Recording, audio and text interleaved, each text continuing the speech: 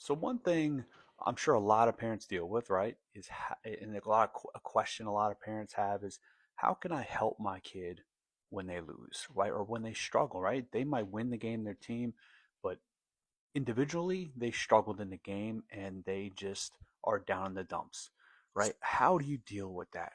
You know, and it's difficult, right? Because you're teaching your children actually a life lesson, and obviously you can a lot of times your kids don't want to listen to you because you're the parent, right? I have kids, my son's 18, my daughter's 15.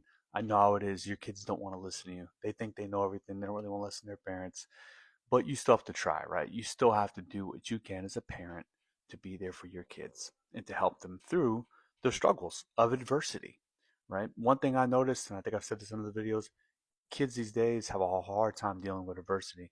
But as a parent, you can be there as a support. I'm sure you guys have heard the saying, winning isn't the only thing. I'm sorry, winning isn't everything. It is the only thing. And that is the biggest lie ever because we know in life, winning is not the only thing, right? There's going to be times where you lose. It could be losing a job. It could be losing a loved one, right? There's always going to be loss in your life. You can lose again a soccer game.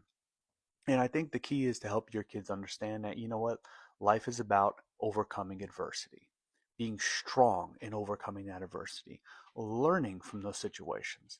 I know myself in my years being alive, I've grown to learn how to grasp and hold on to losing. And what I mean by that is because I can learn from that, right? I can learn from it and accept it and be like, you know what? Yeah, I failed here, but what did I learn? Okay, cool. That makes me a stronger person. That makes me a better person. So the key there is to encourage your kids. Hey, you know what? Yeah, you didn't play well. What could you have done better? What could you have done better? Oh, I could have done. Okay, so you learned from your loss. That's great because you know what? That's going to make you a better player. It's going to help you become a better teammate for your team, and so on. So those are, so I know it's easier said than done. Some kids after the game may not want to talk. Give your kids some time to kind of get through their emotions and work. Right? Not all adults want to talk when they're upset, right? So let your kid work through emotions. Every kid is different. Some kids may want to talk and vent right after. If that's the case, let them vent. Listen to them. That's the first and foremost thing, right? Everybody wants a good listener. Listen to your kids. And then just ask them some questions. Hey, what do you think your team did well today? What did you do well today? And if they even say, oh, I didn't do anything well, as a parent, that's where you need to come in and say, well, no, you did this and that well, right? You're dribbling. Hey, you made a great pass to Joe.